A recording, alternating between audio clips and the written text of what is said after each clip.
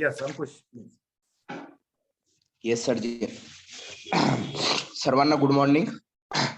माझा आजचा विषय आहे ऑनलाईन व ऑफलाईन शिक्षण पद्धती, फायदे व तोटे. सर आवाज येत आहे क्लिअर? हॅलो.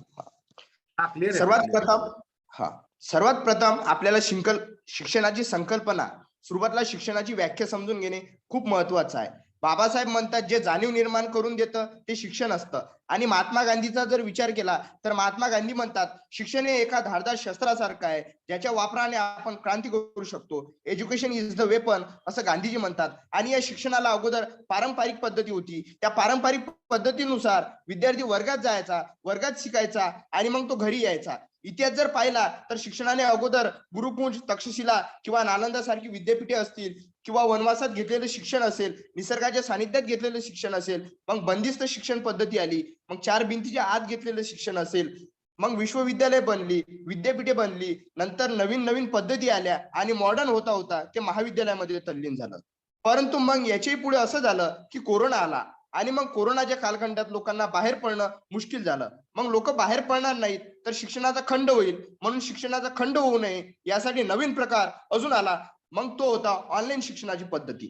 त्यामध्ये आपण घरी बसूनच, शाळेला कुलूप असेल आणि आपल्या घरी बसून मोबाईल, संगणक, लॅपटॉपच्या माध्यमातून शिक्षण आपण घर बसल्या घेऊ शकतो. त्यालाच म्हणतात ऑनलाईन शिक्षण पद्धती. आणि या ऑनलाईन शिक्षण पद्धतीचे काही फायदे आहेत, काही तोटे आहेत. सुरुवातीला मी तुम्हाला तोटे सांगतो. ऑनलाईन शिक्षण पद्धती हे एक इन्फॉर्मेटिव्ह पद्धत आहे, एक माहिती सांगणारी यंत्रणा आहे. परंतु माहितीमध्ये आणि ज्ञानामध्ये फार अंतर असतं.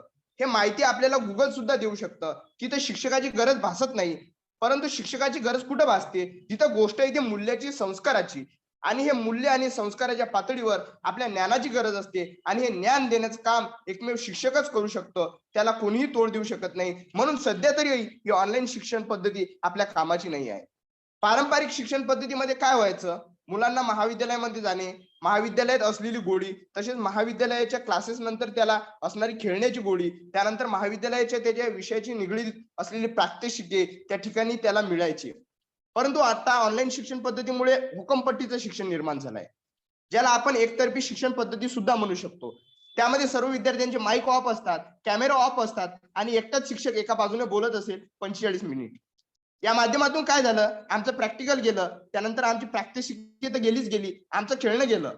म्हणजे आपण जे महाविद्यालयामध्ये खेळतो, फुटबॉल, बॅटबॉल, कॉलेज, स्पोर्ट, हे आपल्या हातातून गेलं. आपल्या कार्यानुभवासारखा विषय आपल्या हातातून गेला, ज्यामध्ये आपण चित्रण काढायचो, वेगवेगळे ड्रॉइंग बनवायचो, वेगवेगळे घरगिरे बनवायचो. पण ऑनलाईन शिक्षण पद्धतीमध्ये हे आपल्याला दिसून येत नाही. त्यामुळे ऑनलाईन शिक्षण पद्धती सध्या तरी आपल्याला योग्य नाही आहे. दुसरी, ऑनलाईन शिक्षणासाठी असणारी आवश्यक संसाधने, त्याचा अभाव आपल्याकडे सगळ्यात जास्त आहे. आपला देश जरी डिजिटल इंडियाकडे वळत असला तरी आजही कित्येक गावात वीज नाही आहे, वाहतूक नाही, बस सेवा नाही. अशा परिस्थितीमध्ये विद्यार्थी ऑनलाईन शिक्षण घेईल कसा? पहिली गोष्ट, जशी सांगितली मी, गावामध्ये वीज नाही. गावामध्ये वीज नसेल तर मोबाईलला चार्जिंग नाही, आणि मोबाईलला चार्जिंग नसेल तर तो विद्यार्थी ऑनलाईन क्लास अटेंड कसा करणार? दुसरी गोष्ट, गावामध्ये टावर नाहीत. एखादा कॉल जरी करायचा असला तर त्याला गावाच्या चौकामध्ये जावं लागतं, घराच्या वरती जावं लागतं, तेव्हा त्याचा तो एक कॉल लागतो, तिथे त्याला रेंज मिळत नाही. अशा परिस्थितीत तो ऑनलाईन शिक्षण घेईल कसा?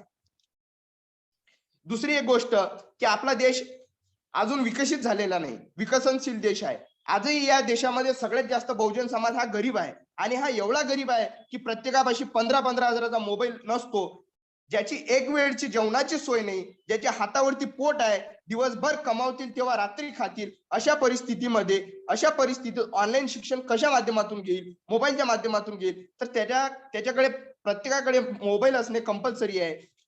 ज्याच्याकडे युनिफॉर्म घ्यायचे पैसे नाहीत तो मोबाईल कसा घेणार? आजही असा एक समाज आहे की स्वतःच्या युनिफॉर्मला ठिगळे मारून जाणारा विद्यार्थी तो 15 हजाराचा मोबाईल घेऊ शकेल का? आपल्या देशाची परिस्थिती अशी आहे, ग्रॅज्युएशन झाल्यानंतर देखील मुलांना कम्प्युटर सुरू करता येत नाही. ही परिस्थिती आज इथं दिसून येते. तर अशा परिस्थितीमध्ये तो ऑनलाईन क्लासेस कसे अटेंड करणार? त्याला कसे समजणार? अजून एक मुद्दा असा आहे, मी मगाशी सांगितल्याप्रमाणे ऑनलाईन शिक्षण पद्धतीमध्ये काय होणार आहे? फक्त घोकंपट्टी होणार आहे. मुलांचे प्रश्न सुटणार नाहीत, कारण सगळ्या मुलांचे माईक ऑफ आहेत, व्हिडिओ ऑफ आहेत. शिक्षक एकाच बाजूने बोलत आहे, त्यामध्ये अर्धे विद्यार्थी माईक ऑफ, व्हिडिओ ऑफ करून आपल्या कामाला जातात, खेळायला जातात आणि मोबाईल बाजूला ठेवून देतात. काही मुलं प्रवासात असतात, मोबाईल खिशात टाकून देतात. मास्तर त्याला काय शिकवत आहे, काय बोलत आहे हे त्याला काही शिकत नाही, काही समजत नाही. तिसरी गोष्ट, यामध्ये नेटवर्कचा भयानक इश्यू आहे आणि ते शिक्षक काय बोलतात त्याला अर्धवट ऐकू येते आणि हे अर्धवट ज्ञान खूप धोक्याचं असते मित्रांनो. म्हणजे जी एकाग्रता आहे ती ऑनलाईन शिक्षण पद्धतीमध्ये येथे नाही. म्हणजे ज्या हातामध्ये पुस्तकाचा स्पर्श झाल्याशिवाय असं म्हटलं जातं, जोपर्यंत हाताला पुस्तकाचा स्पर्श होत नाही तोपर्यंत आपल्याला ज्ञान मिळू शकत नाही. अशा ठिकाणी मोबाईलवर आपल्याला काय मिळणार आहे? अजून एक भाग असा आहे, तुमचा क्लास 45 मिनिट चालतो, परंतु याची काय गॅरंटी आहे त्या 45 मिनिटावरती तो मुलगा होमवर्क करेल?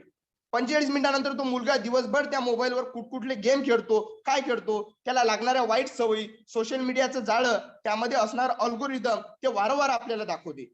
त्यामध्ये असणारी अस्थिरता, त्यामध्ये असणारे राजकीय वातावरण, हे सगळं समीकरण यामध्ये दिसते. त्यानंतर चित्रपट असेल, PUBG, free fire, ludo, cricket, या सगळ्यामध्ये तो हरवून जाणार नाही का? म्हणून हे ऑनलाईन शिक्षण आपल्याला सध्या तरी फायद्याचं नाही आहे. हे झाले मित्रांनो तोटे. आता मी आपल्याला सांगणार आहे फायदे. सगळ्यात पहिला फायदा आहे, आपला वेळ वाचतो. आपल्याला शाळेला जायला जो वेळ लागत होता, बाहेर गावची पोरं महाविद्यालय देण्यासाठी पास काढतात, महिन्याभराचा खर्च होतो, 2-3 किलोमीटर त्यांना पायी जावं लागतं, मग बस पकडतात, नंतर महाविद्यालयात जातात, मग शिकतात. अशा विद्यार्थ्यांसाठी ही संधी आहे. या संधीचं ते सोनं करतात, घरी बसून शिकतात, त्यांचा वेळ वाचतो, त्यांचा पैसा वाचतो, वाहतुकीला आणि बसला लागणारा पैसा त्या मोबाईलच्या डेटामध्ये गुंतवतात आणि ऑनलाईन शिक्षण घेतात. दुसरी गोष्ट, ऑनलाईन शिक्षणाच्या माध्यमातून आपल्याला 21व्या शतकात जी डिजिटल क्रांती होत आहे, देशात यासाठी पूरक वातावरण या ऑनलाईन शिक्षणामुळे निर्माण होणार आहे. मुलं डिजिटली सज्ञान होतील. म्हणजे आजकालच्या मुलांना संगणकाचा बाऊ झालेला आहे, त्यामुळे या डिजिटलमुळे तो संगणकाच्या जवळ येईल, डिजिटल स्वरूपाच्या क्रांतीमध्ये सहभाग घेईल. अजून एक फायदा असा आहे, ऑनलाईन शिक्षणाच्या माध्यमातून रोजगाराच्या संधी निर्माण झाल्या आहेत. तो घर बसल्या एखादं पॉम्पलेट तयार करू शकतो, पत्रिका तयार करू शकतो, बॅनर तयार करू शकतो, तो घर बसल्या एखादं ऍप्लिकेशन बनवू शकतो. दुसरी गोष्ट, या माध्यमातून सॉफ्टवेअर डेव्हलपमेंटच्या कामामध्ये विद्यार्थी घुसू शकतात. ते वेगवेगळ्या प्रकारचे सॉफ्टवेअर डेव्हलप करू शकतात, जे सध्याच्या डिजिटल क्रांतीसाठी असणारे आणि शैक्षणिक क्रांतीसाठी असणारे आवश्यक आहेत. शिक्षणाच्या विविध पद्धती तो निर्माण करू शकतो आणि त्याला रोजगाराच्या अनेक संधी, ज्याला आपण वर्क फ्रॉम होम या नावाखाली, तो मिळू शकतो. ऑनलाईनच्या माध्यमातून मोबाईलवरती लेख टाईप करू शकतात, वृत्तपत्रात टाकू शकतात, स्वतःची व्हिडिओ ते अपलोड करू शकतात. स्वतःच्या व्यक्तिमत्वाच्या विकासासाठी विविध युट्यूबचे व्हिडिओ पाहून स्वतः घडू शकतात आणि अनेक असे मुलं आहेत ज्यांनी मोबाईलच्या भरोश्यावर लाखोची कमाई केली आहे. टिकटॉक स्टार असतील, इन्स्टा स्टार असतील, युट्यूब स्टार असतील, हे फक्त सिंगल मोबाईलवरच आहेत आणि सिंगल मोबाईलवरच लाखो रुपये त्यांनी कमावले आहेत आणि ते सेलिब्रिटी झाले आहेत. म्हणजे स्वतःच्या कलागुणांना जेव्हा स्टेज मिळत नाही, तेव्हा घरी बसून मोबाईलच्या माध्यमातून स्वतःचा स्टेज आपण मिळवू शकतो. महाविद्यालयामध्ये ठराविक लेवलला, जिल्हा पातळीवर, तालुका पातळीवर कॉम्पिटिशन खेळतो, पण आपण ऑनलाईनच्या माध्यमातून जगाच्या पातळीवर स्पर्धा करू शकतो मित्रांनो आणि स्वतःची लेवल वाढवू शकतो. यामध्ये आणखी एक असा फायदा आहे, या ऑनलाईन क्षेत्रामध्ये आपण कोणत्या लेवलला आहोत हे लेवल माहिती पडते. नाहीतर आपण वर्गामध्ये किती हुशार आहोत याच्यामध्ये आपण छाती ठोकून पूर्ण महाविद्यालयामध्ये चालतो, पण ऑनलाईन क्षेत्रामध्ये आपण जर गेलो तर आपल्याला किती स्पर्धा आहे, या स्पर्धेमध्ये आपले स्थान काय आहे, आपली लेवल काय आहे, आपली वैचारिक लेवल वाढवण्यासाठी ही ऑनलाईन पद्धत अतिशय महत्वाची आहे. असे फायदे आपल्याला इथे दिसून येतात. एवढे बोलून थांबतो. आयोजकांनी मला इथं बोलण्याची संधी दिली. ज्ञानज्योती एज्युकेशन आणि नेहरू युवा केंद्राचे मी मनापासून आभार मानतो. थँक्यू. अंकुश, थँक्यू. खूप छान पद्धतीने सांगितलं तू. आता आपले लास्ट पार्ट